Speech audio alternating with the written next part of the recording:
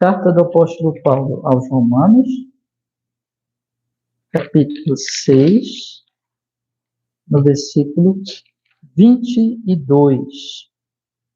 Diz a palavra de nosso Senhor. Romanos, capítulo 6, versículo 22.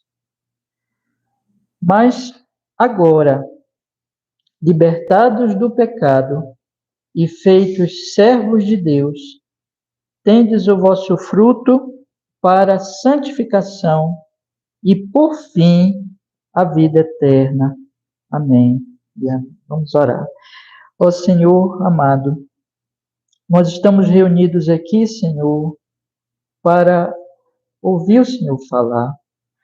Isso é tão maravilhoso.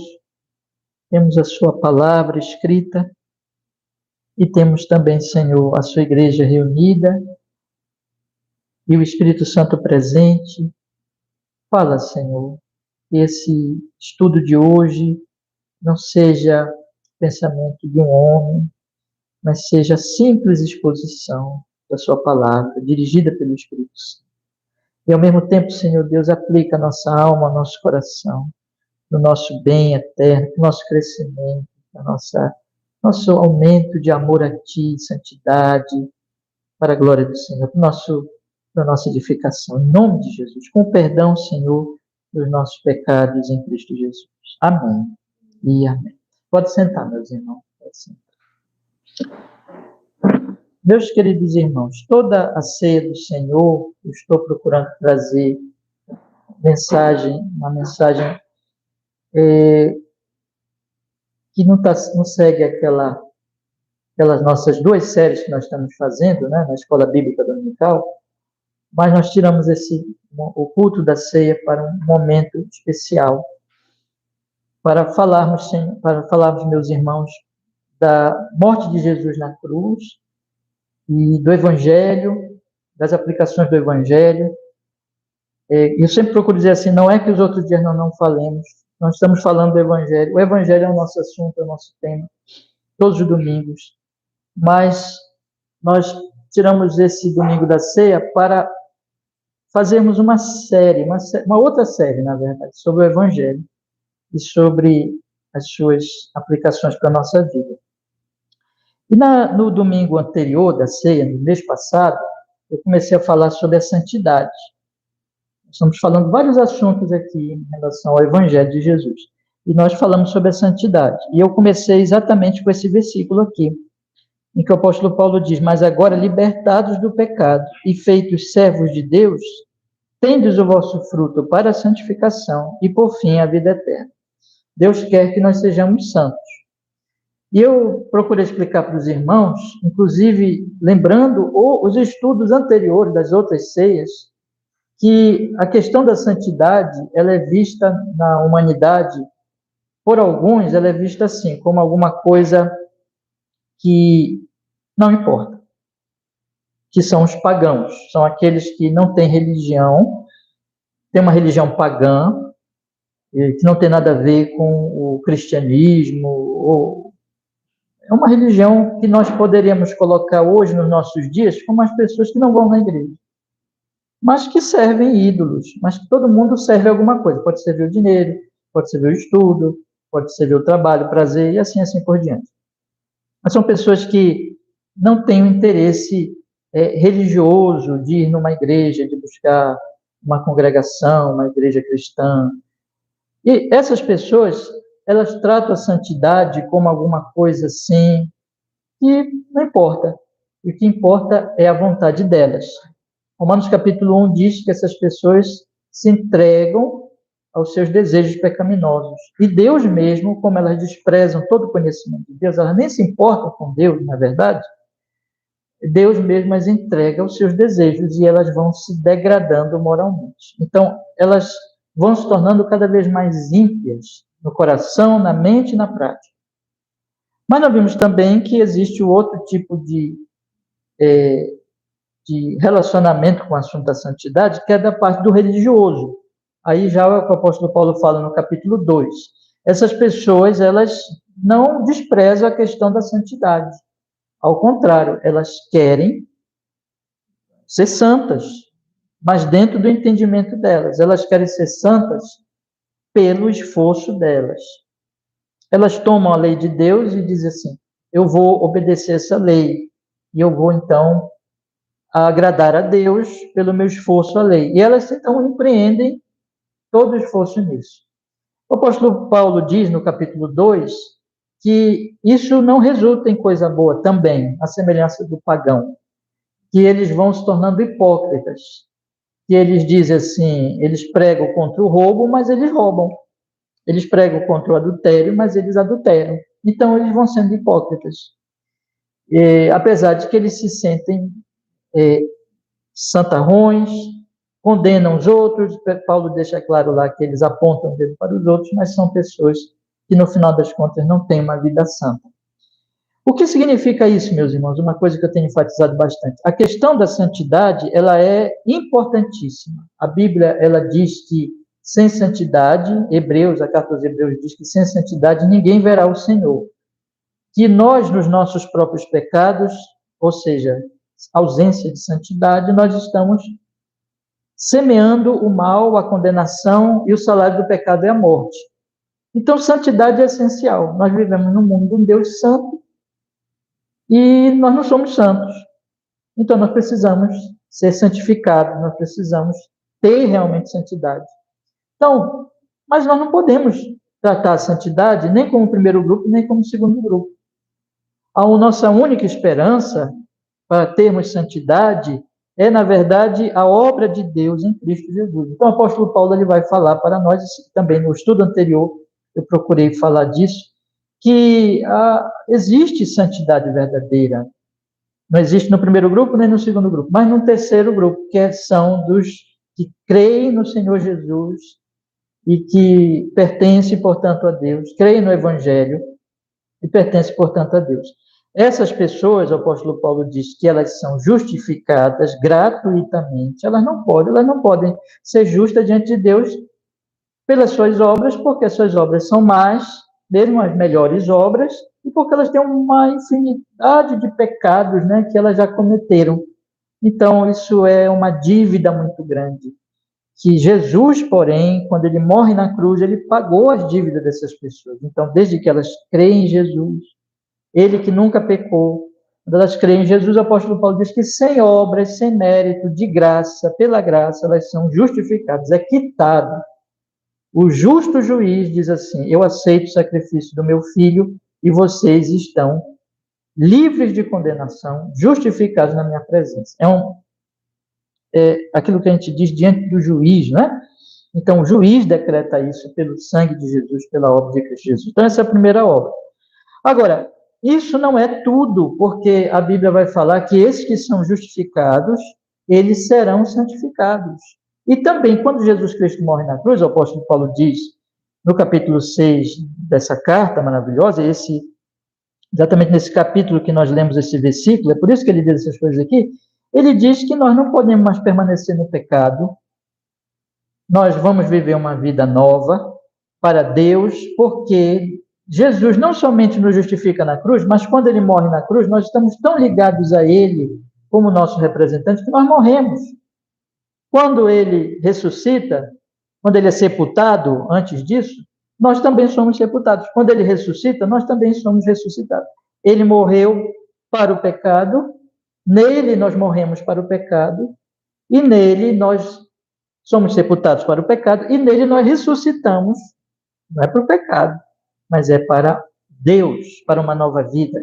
Então, o que Paulo diz é que a obra da cruz não somente trouxe justificação, mas trouxe libertação do poder do pecado, do senhorio do pecado, e agora ele diz, considerem-se mortos para o pecado e vivos para Deus, e ofereçam seus corpos como um sacrifício vivo, santo e agradável a Deus, conforme ele vai falar também lá no capítulo 12, né? Quando ele diz que não devemos nos conformar com este mundo, mas transformar nossa mente e experimentar a boa e perfeita vontade de Deus. Então, meus irmãos, esse é o caminho da santidade. Veja, a santidade não está nem no paganismo, nem no religioso, mas a santidade está no Evangelho. Então, o que eu procurei mostrar para vocês na nossa última exposição sobre esse assunto foi, irmãos, o que nos cabe fazer? Nós somos cristãos, nós somos crentes, nós temos então que crer nisso. É algo, é um fato. Jesus já nos libertou, nós não precisamos mais seguir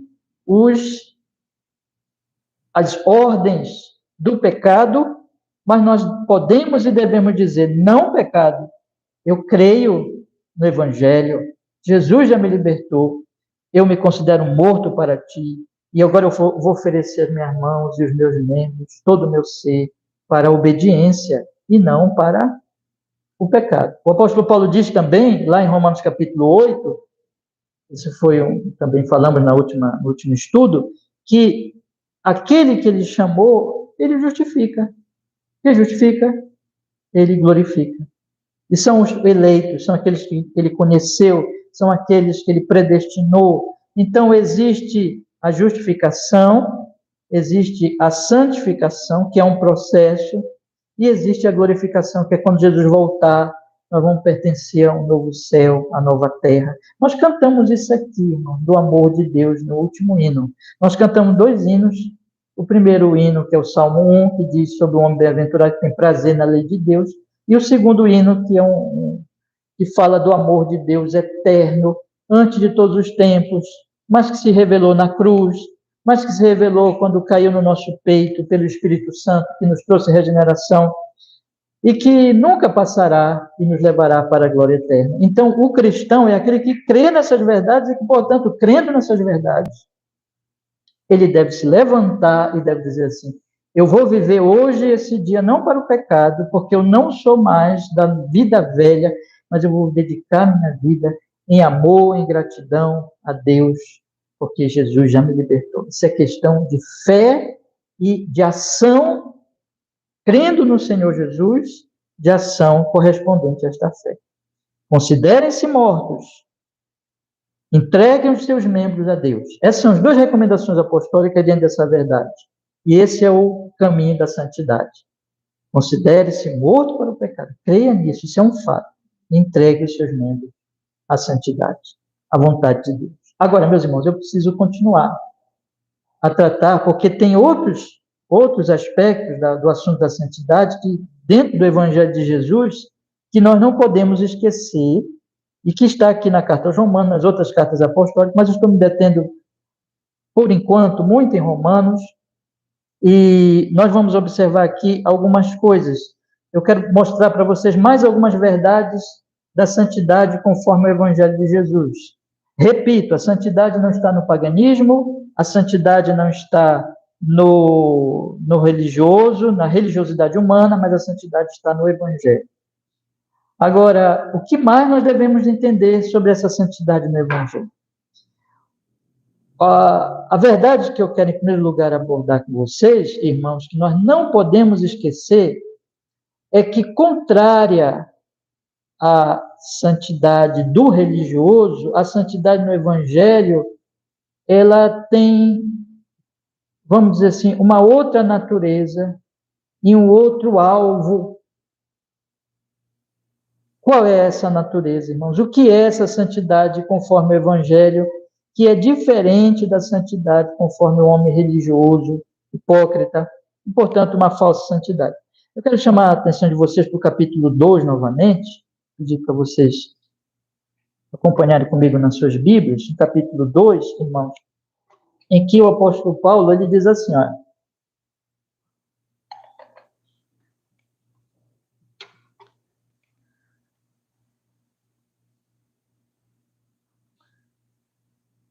ele diz no versículo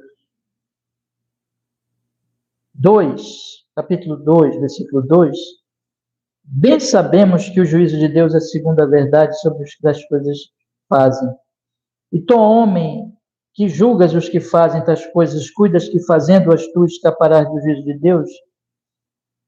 A primeira coisa aqui que o apóstolo Paulo diz é que o religioso moralista, ele não está consciente de que ele é um hipócrita e de que ele continua cometendo pecados contra Deus e desafiando a Deus. E que o final do caminho dele é o juízo de Deus. Ou seja, não adianta nada, né? Não adianta nada. Ele diz no versículo 5 que, mas segundo a tua dureza e o teu coração impenitente, entesouras para ti no dia da ira e da manifestação do justo, da manifestação do juízo de Deus, o qual recompensará cada um segundo as suas obras. A questão aqui são obras. Esse homem, as obras deles os condenam. No versículo 12, o apóstolo Paulo diz assim: porque todos os que sem lei pecarem, sem lei também perecerão. E todos que sob a lei pecarem, pela lei serão julgados. Ele está colocando aqui o religioso. Aquele que sabe, conhece a lei. E ele está dizendo assim, olha, as obras dessas pessoas condenam essas pessoas, porque a lei condena essas pessoas. Eles têm a lei e a lei os condena. Aí, meus irmãos, ele continua falando assim, vejam, ele diz no versículo 18, sabes a sua vontade, aprovas as coisas excelentes, sendo instruído por lei, confias que as guias de cegos, luz dos que estão em trevas, instrutor de nécios, mestre de crianças, que tens a forma da ciência e da verdade na lei, tu, pois, que ensinas a outro, não te ensinas a ti mesmo. Veja, este homem se sente justo, bom, porque ele tem a lei. Mas a lei o condena. Ensinas a outro, não te ensina a ti mesmo. Tu que pregas que não se deve furtar, furtas. Porque, no final das contas, é só máscara. Ele está tentando, pelas obras, ser justo diante de Deus, mas ele não está consciente de que as obras dele são más. Quer dizer, exatamente aonde ele se apoia, nas obras, eu vou praticar obras, porque, no final das contas, é isso que o apóstolo Paulo diz, porque se você for olhar, quando ele fala no capítulo 3 de Romanos, ele diz assim, olha, vamos ler, por exemplo, só para dar um exemplo aqui para vocês, no versículo 27. Olha o 27. Capítulo 3, verso 27. Onde está logo a vanglória? É excluída pela qual lei? Das obras? Não, mas pela lei da fé. Concluímos, pois, que o homem é justificado pela fé sem obras. Então, o religioso, ele pega as obras e diz assim, é isso que Paulo está dizendo, juntando capítulo 2, capítulo 3, ele está falando que o homem religioso, ele confia nas obras. Então, ele diz assim, eu vou, pelas minhas obras, ganhar a salvação. Ganhar o quê? A justificação. Vou me tornar justo diante de Deus. Só que Paulo diz assim, olha, ele só está entesourando o juízo, porque as obras deles, a lei de Deus condena. Então, não dá. As obras, a santidade do religioso é baseada nas obras. A santidade do religioso é uma santidade que quer alcançar. Qual é a natureza dela? A natureza dela é assim, é uma justiça própria, é uma tentativa de ser justo pelo seu próprio esforço. Eles se esforçam muito para ser justo. E qual é o alvo da santidade? Alcançar a salvação pela santidade, pelas obras. Mas Paulo está dizendo aqui, não consegue. Paulo está dizendo aqui que essas obras, na verdade, essa santidade não é justa. Eles estão achando que a santidade deles é a justiça deles, né? Mas Paulo está dizendo, não é justa, porque a lei vem e condena. E é o alvo que eles estão querendo alcançar, que é a salvação, no final, eles vão ser condenados por Deus. Deus vai dizer, é aquilo que muita gente vai ouvir lá no dia do juízo. Por exemplo, quando Jesus diz no capítulo 7 de Mateus, muita gente vai dizer assim, mas Senhor, e gente que fez milagres, expulsou demônios, fez maravilhas, profetizou, e Jesus vai dizer assim, nunca vos conheci, apartem-se de mim vocês que praticam o quê? Iniquidade. Porque, irmãos, tudo que um homem vai alcançar pelas suas boas obras é a condenação. Mas essa é a justiça, essa é a santidade do religioso. Por isso que essa santidade, ela está plenamente errada, equivocada, e ela é ineficaz, ela é vã. Então, qual é a diferença desta santidade, baseada em obras e que quer ser justa por si mesma, pela própria força do homem, que quer alcançar a justiça, a salvação pela sua própria justiça? Qual é o resultado? É nada. A natureza dela é errada, o alvo dela é inalcançável. A natureza dela é má, o alvo dela é inalcançável.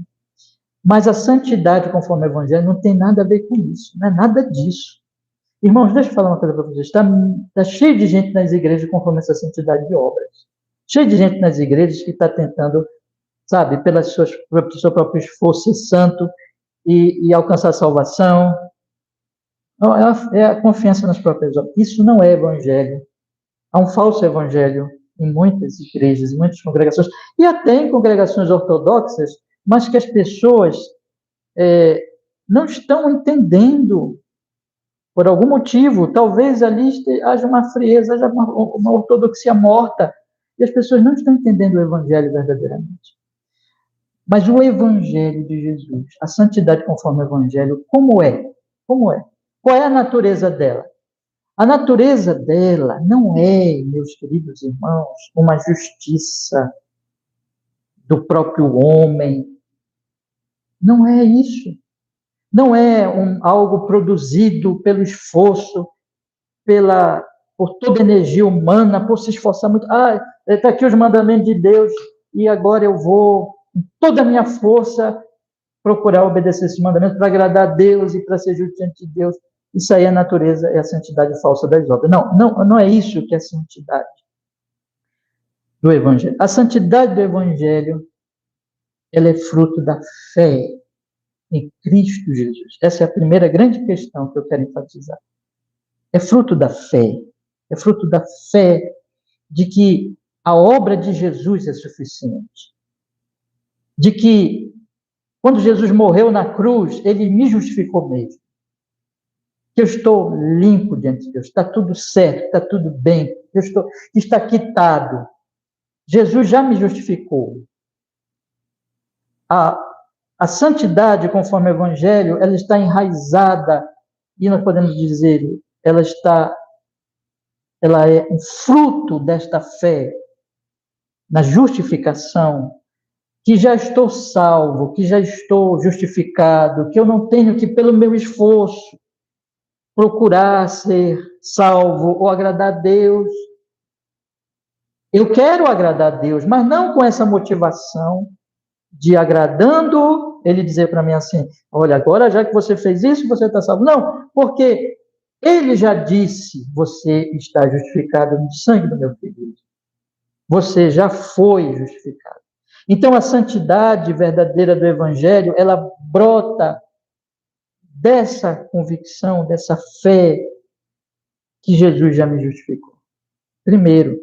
E brota também da fé de que Jesus não somente me justificou, mas que ele já me libertou do poder do pecado, porque é a segunda parte.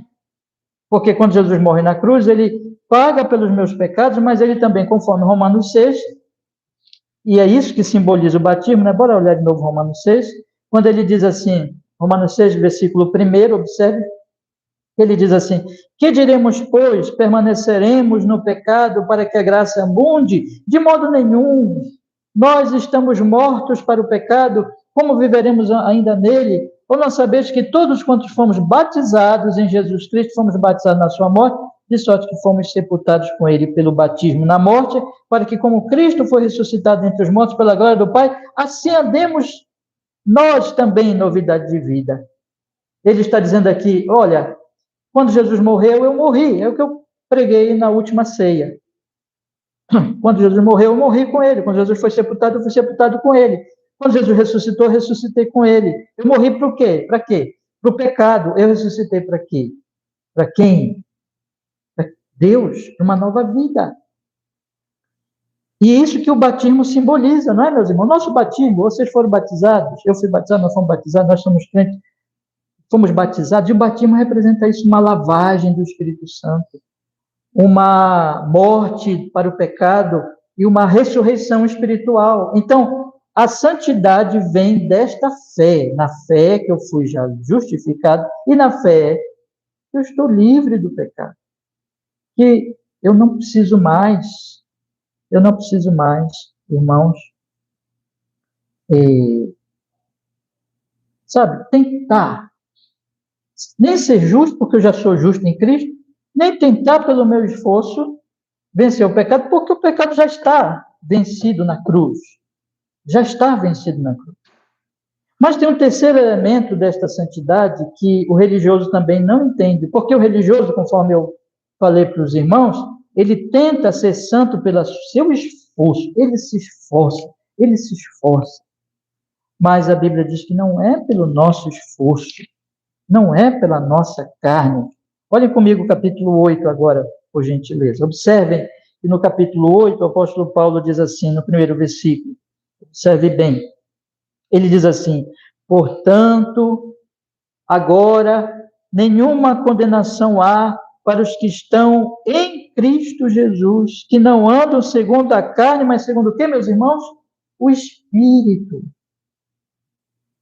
Existe um andar na carne e existe um andar no Espírito. A carne, ela não pode agradar a Deus. Olha o que ele diz no versículo 12.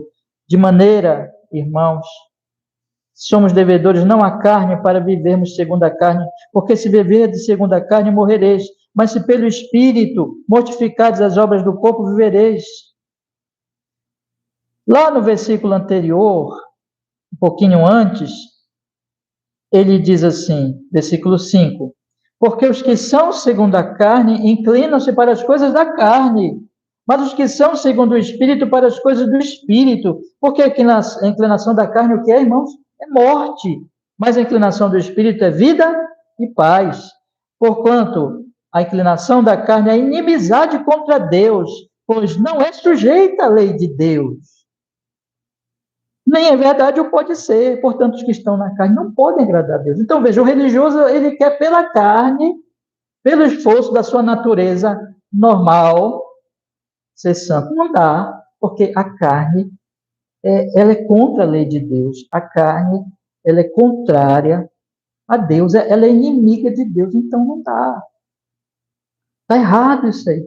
É preciso um poder sobrenatural, um poder de fora, uma obra da graça que vem no novo nascimento, que tem aquele que já foi justificado, que já foi morto para o pecado e ressuscitado para Cristo, para Deus em Cristo. E que ele recebe agora o quê? O Espírito Santo. É o Espírito Santo, não é o poder dele. É muito importante nós entendermos isso, que não é o meu poder, não é o meu esforço. Eu vou me esforçar para ser santo. Eu vou aplicar toda a minha força. Não vai conseguir. Não vai conseguir. Porque toda força natural, ela tende para a inimizade, ela é inimiga de Deus, ela vai contrariar a lei de Deus. A lei de Deus vai falar uma coisa, ela vai falar outra, ela vai levar ao pecado. Então, por isso que o religioso nunca está em paz. E talvez ele se engane, Romanos capítulo 2. Ele se engane com uma máscara de boas obras, de religião. Mas permita-me dizer, mesmo um crente verdadeiro pode ter um problema nessa área, quando ele não está meditando devidamente no Evangelho e ele não está compreendendo a natureza da santidade, meus irmãos.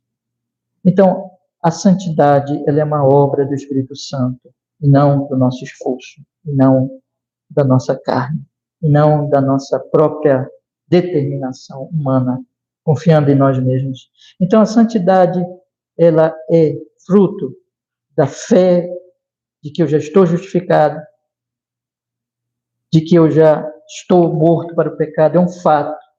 E de que Paulo diz, agora eu vou me considerar morto. E também na fé de que eu tenho um poder maior do que o poder do pecado. É o poder do Espírito Santo.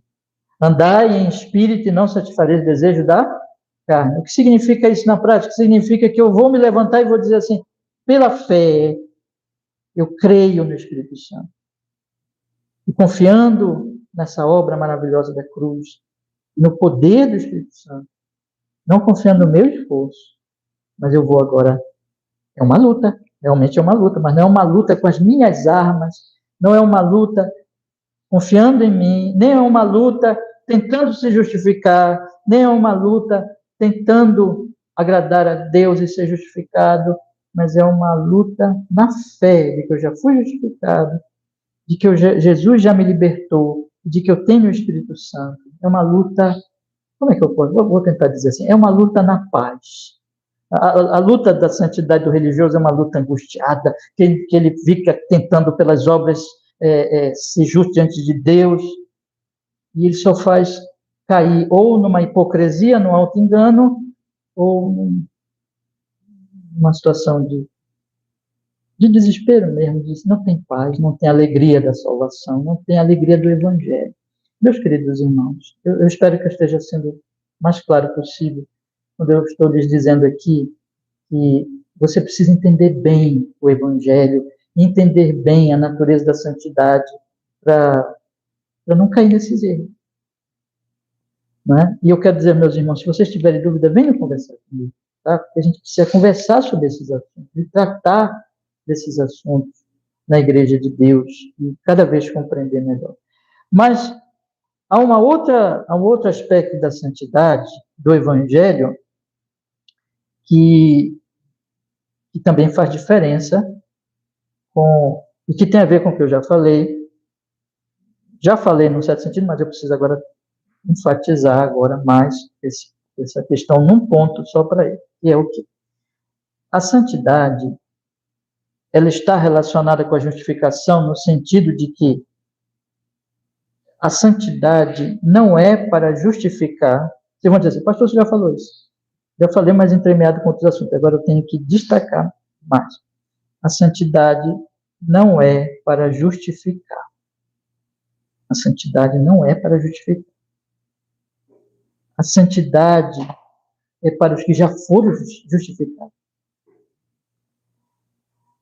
A santidade, ela tem uma relação com a justificação, não como que a santidade causa a justificação,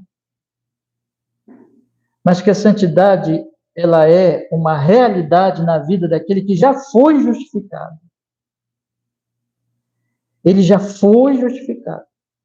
A santidade do religioso é uma santidade que ela quer produzir a justificação. Mas no Evangelho não é assim. No Evangelho, ela está dentro do entendimento de que, olha, já estou justificado. E aqui me faz levar a um outro aspecto da alegria cristã, do prazer, do amor e da gratidão. Agora eu quero levar os irmãos a Romanos capítulo 13. Romanos capítulo 13. Veja o que o apóstolo Paulo ele diz aqui em Romanos capítulo 13. Ele dá um exemplo aqui, ele está, na verdade, querendo orientar a igreja sobre como a igreja deve se relacionar com as autoridades. E todo o pensamento de Paulo toda a relação com todas as instituições e toda a vida do cristão é baseado no Evangelho. Porque isso é cristianismo verdadeiro. Então, no capítulo 13, irmãos, ele diz assim, toda alma esteja sujeita às autoridades superiores, porque não há autoridade que não venha de Deus. E as autoridades que há foram ordenadas por Deus. Por isso, quem resiste à autoridade resiste à ordenação de Deus, e os que resistem trarão sobre si mesmos a condenação. Porque os magistrados não são para terror, para as boas obras, mas para as más. Queres tu, pois, não temer a autoridade, faze o bem, e não terás louvor dela. Porque ela é ministro de Deus para o teu bem. Mas se fizeres o mal, teme, pois não traz em vão a espada, porque é ministro de Deus e vingador para castigar o que faz o mal. Então, o apóstolo Paulo está dizendo aqui o seguinte, olha, o que a autoridade faz? Para o que ela foi constituída? A autoridade pública, os magistrados, eles foram constituídos por Deus para punir quem faz o mal. E louvar, no certo sentido, quem faz o bem. Essa punição para o mal, segundo o apóstolo Paulo, ela causa temor. Bom, tu queres não temer, faz o bem, terás o louvor dela. Mas se fizeres o mal, versículo 4, teme, pois ela não traz em vão a espada. Então a espada traz medo, traz medo. De maneira que a pessoa, ela pensa assim, olha, eu não vou fazer isso porque vem a espada contra mim, e a espada não vem para me fazer, para me dar um benefício, mas vem para me punir, para me matar, né? Então, eu preciso deixar de fazer essas coisas erradas, mas faz as coisas certas, procura fazer as coisas certas por medo da espada. No Evangelho não é só isso. No Evangelho entra um elemento fundamental que Paulo ele coloca no versículo 5. Veja, vamos ler então o versículo 5. Portanto, é necessário que lhe estejais sujeitos, não somente pelo castigo, não é somente pelo castigo, mas o que, meus irmãos? Mas também pela consciência. A consciência, já tive uma pregação aqui, deve ter 2 meses, nós estamos estudando a carta a Timóteo, eu falei uma porção de coisas que a Bíblia ensina sobre a consciência. A consciência todo mundo tem, mesmo o ímpio, mas a consciência do ímpio, ela está sendo cauterizada pelos seus próprios pecados. Mas a consciência do cristão, ela se torna sensível, porque ele passa a ter consciência de Deus. E ele passa a amar a Deus. Então, o cristão é assim. Ele tem uma consciência de que ele está sempre na presença de Deus. Olha só que coisa maravilhosa.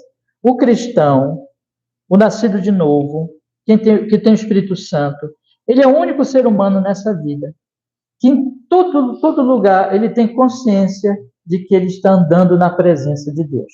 Eu vou dar aqui um exemplo para vocês aqui. Tem um monte de aluno na sala de aula e eles estão ali brincando. Eu não sei se ainda é assim, né? Eu acho que ainda é assim. Mas eles estão ali ainda é assim como eu vou falar. Eles estão ali brincando, jogando bolinha de papel um no outro e tal. E de repente algum deles fala lá na porta da classe, lá vem o professor. Aí eles continuam jogando bolinha de papel, tudo, continuam fazendo isso. Bom, não sei se continua hoje, né? Mas eu acho que não, eu acho que dependendo, né, da classe. Mas ali, se eles têm alguma consciência da autoridade do professor, respeito do professor, para de jogar bolinha de papel, para de fazer, procura, junta a bolinha, vamos deixar a classe organizada, porque está vindo quem? O professor. A presença do professor muda as coisas, muda o ato, a presença da autoridade. Bom, Paulo está falando aqui que existem autoridades que geram medo pela espada, mas existe uma autoridade sobre a autoridade, que é a autoridade maior, que essa é realmente a autoridade. Quem é? Deus. E esse sempre está presente. Então, quando a autoridade, quando não tem um policial, quando não tem um fiscal, quando não tem um juiz, quando não tem alguém observando os atos, mas tem sempre Deus. Então, a consciência, o que é? É a consciência da presença de Deus. De que quando ninguém está olhando, por isso que Paulo está dizendo, não é só por causa da espada, mas por causa da consciência. Porque a consciência, ela tem ali, ela está nutrida, na verdade, de que Deus está presente sempre. Mesmo quando eu estou sozinho no meu quarto, quando eu estou só eu na minha casa, com as luzes apagadas, quarto fechado, o salmista diz, onde estão as trevas? Quando tu estás presente, as trevas se fazem luz, porque tu estás presente, para ti sempre é luz. Eu ainda nem disse o que eu falo, que eu vou falar, e tu já sabes todas as palavras que eu vou dizer. A onisciência, a onipresença de Deus. Deus está presente. E o cristão sabe disso. E o cristão, porque ele ama esse Deus, porque ele tem reverência, amor, gratidão a esse Deus, ele se refreia de pecar. Ele é grato por esse Deus tão maravilhoso, tão santo, bom, cheio de amor, cheio de graça e de misericórdia, que o amou tanto que deu o seu filho. A maior tristeza desse cristão é pecar contra esse Deus. Então isso é santidade, irmãos. A santidade, ela é uma santidade que é fruto do amor, da gratidão, da reverência a esse Deus maravilhoso. Isso é cristianismo. Amor e gratidão pelo quê? Porque ele já me justificou. Ele já me salvou. E eu já o conheço em Cristo. Eu já o amo. E eu me deleito nele. Lembra do Salmo 1? Bem-aventurado o homem que tem prazer na lei de Deus, e nessa lei medita de dia e de noite. Então, o meu prazer, a minha alegria é o Senhor. Então, vem o pecado, vem a tentação, mas imediatamente a minha consciência me lembra: Deus está vendo o que você está fazendo. Deus sabe. Pode ninguém saber, mas Deus sabe o que você está fazendo. E quando o cristão peca, porque nós vamos pecar, irmão? Nós não somos perfeitos. A consciência dói. E ele sente. E ele então vai fazer o quê? Ele vai confessar. Lembra de 1 João capítulo 1? Se confessarmos nossos pecados, ele é o quê? Fiel e justo para nos perdoar os pecados. Então, por que ele vai confessar? Eu tinha um professor de teologia que ele dizia assim para nós, eu nunca me esqueci disso, que eu achei essa explicação tão interessante. Ele diz assim: quando você confessa o seu pecado, você está dizendo que Deus está falando a verdade, porque Deus está dizendo que você pecou na sua palavra. Então, quando você confessa, você está dizendo: é verdade, Senhor, eu reconheço. E isso é a consciência cristã que já ama a Deus, que ama a santidade, que odeia o pecado. Então, meus irmãos, um policial não estar olhando, a mãe não sabe, o pai não sabe, o filho não sabe, o pastor não sabe, o marido não sabe, a esposa não sabe. Não precisa ninguém saber, mas Deus sabe. Deus está vendo. Então, por causa do cristão, ele tem uma consciência iluminada, que ama a Deus, que é grato ao Senhor, que tem prazer na santidade. E por isso, ele então faz, não precisa, ninguém está vendo, mas por dever de consciência, ele obedece às autoridades. Mesmo quando nenhum policial estiver presente. Veja que o apóstolo Paulo diz, mais adiante um pouquinho, irmãos, ele diz no versículo 6, por esta razão, aqui mesmo no capítulo 13, né? Também pagais tributos, porque são ministros de Deus, atendendo sempre a isto mesmo. Portanto, dai a cada um o que deveis, a quem tributo, tributo, a quem imposto, imposto, a quem temor, temor, a quem honra, honra. A ninguém devais coisa alguma, a não ser o amor com que vos ameis uns aos outros, porque quem ama os outros cumpriu a lei. Com efeito, não adulterarás, não matarás, não furtarás, não darás falso testemunho, não cobiçarás. E se algum outro mandamento nesta palavra, e se há algum outro mandamento, nesta palavra se resume: amarás ao teu próximo como a ti mesmo. O amor não faz mal ao próximo, de sorte que o cumprimento da lei é o amor. Olha, vamos entender a conexão. A consciência ama a Deus, está sensível, porque o cristão ama a Deus e sabe de que Deus está presente e quer agradar sempre a Deus. Quer agradar a Deus não para alcançar justificação, porque isso é coisa de religioso.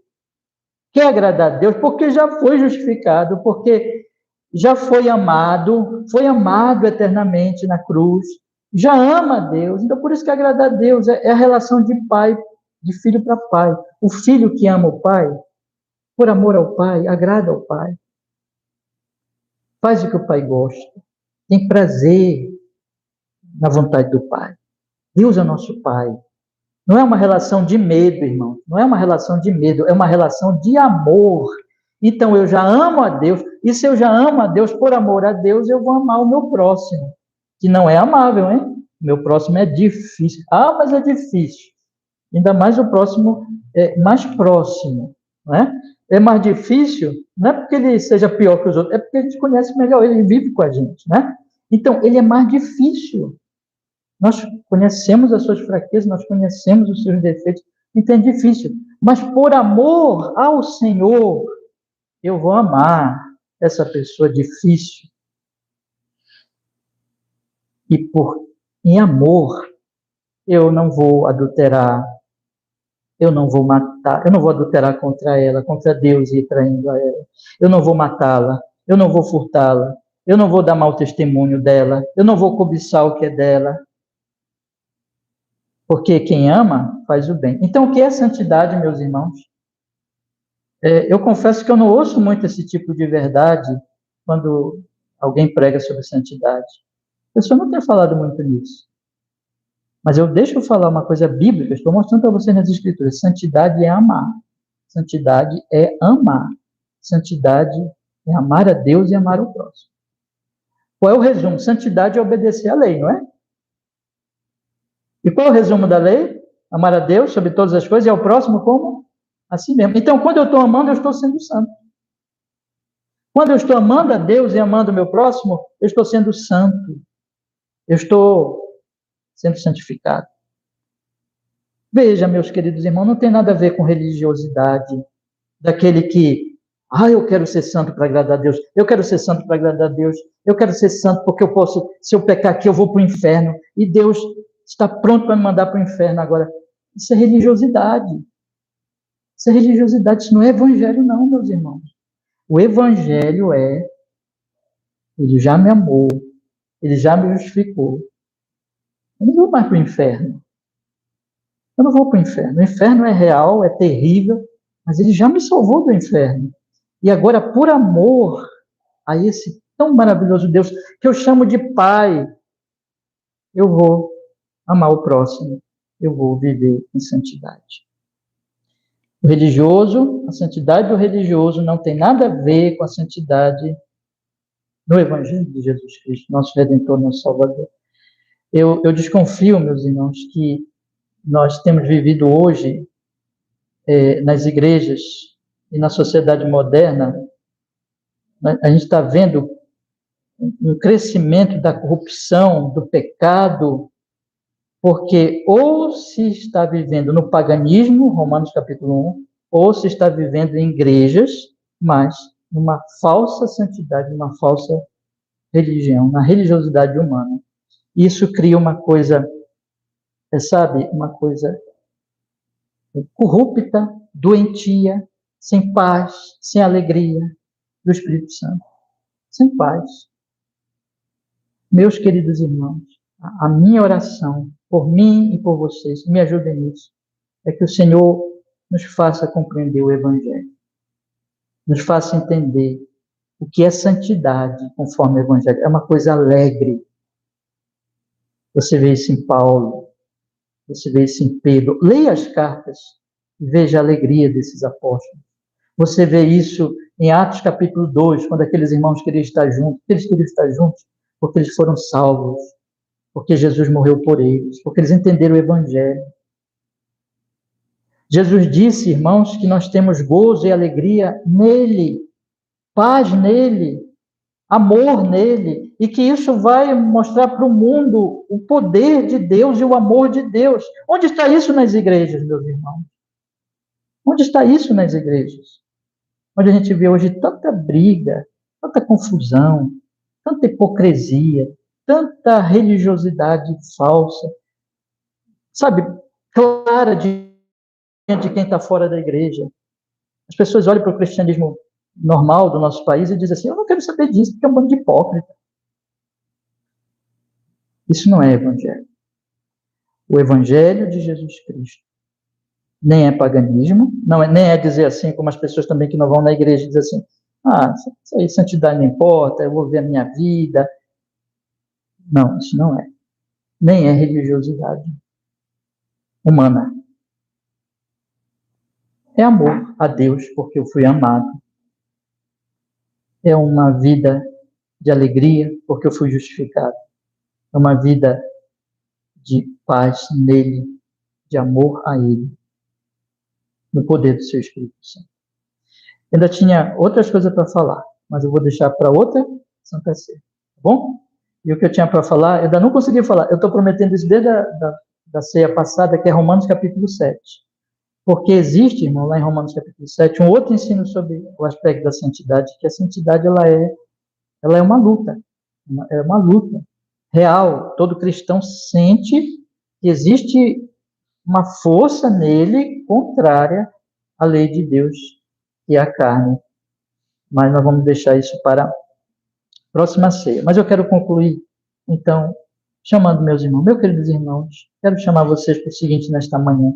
Medite no Evangelho, no que Jesus fez, na obra da cruz, em termos de justificação, em termos de libertação do pecado, no amor de Deus, na graça de Deus. Faça isso todos os dias lendo a sua Bíblia, guardando o dia do Senhor, ouvindo pregação da palavra, como um bereano, voltando às Escrituras, meditando e orando a Ele assim: Senhor, me faz entender o seu amor, me faz entender a sua graça, me faz contemplar a sua maravilhosa obra, para que eu possa ser inundado pelo seu amor, para que eu possa ter essa consciência que Paulo fala, cada vez mais aprimorada, porque isso vai se aprimorando, irmãos. Isso é santidade, nós estamos num progresso, e esse progresso vem da meditação. Ainda quero também falar da meditação, ainda nessa série da Ceia do Senhor, para que nós possamos, meus irmãos, então, entendendo cada vez melhor o Evangelho, vivendo uma vida de amor, de paz, de alegria do Espírito Santo, sem a angústia da religiosidade. Só faz mal, só traz prejuízo, o que não é Evangelho. Que Deus nos dê graça, que Deus nos abençoe. Amém? Vamos orar? Vamos pedir que Ele nos fortaleça, Ele nos abençoe. Ó Senhor, muito obrigado, porque nós pudemos, nesta manhã, do dia do Senhor, o dia que nós vamos participar da ceia do Senhor, nós queremos suplicar por sua graça, por sua misericórdia, que tudo o que falamos aqui, Senhor, sendo bíblico, sendo realmente a sua palavra, pedimos que o Senhor aplique ao nosso coração nesta manhã, que nós possamos crescer, Senhor Deus, na consciência do que o Senhor fez por nós lá na cruz. O Senhor morreu, deu sua vida, nos justificou, nos libertou, nos santificou, vai nos levar para a eterna glória no céu. E em nome de Jesus, Senhor, nós queremos pedir que o Espírito Santo aplique essa verdade e nos console, e nos encha de fé, de alegria, de amor. Senhor Deus, se ainda há uma sementinha de legalismo em nós, de maneira que nós vivemos tentando agradar a Ti, para alcançar a justiça e não confiando na graça, Senhor, nos cura disso. Tira todo o legalismo da nossa alma, toda a religiosidade humana, e nos faz, Senhor, cada vez mais conscientes do Evangelho, do amor de Jesus na cruz, que já nos justificou, que já nos libertou, nos inunda deste amor, nos faz, Senhor, conscientes da presença do Espírito Santo como poderoso auxiliador, que nos dá vitória sobre a nossa fraqueza, como da presença do Senhor, e gratos ao Senhor, cheios de amor, cheios de alegria, nós possamos, como Paulo diz, não pelo medo da espada somente, mas por causa da consciência e por amor a Ti, amar o nosso próximo, fazer o bem ao nosso próximo, viver em santidade.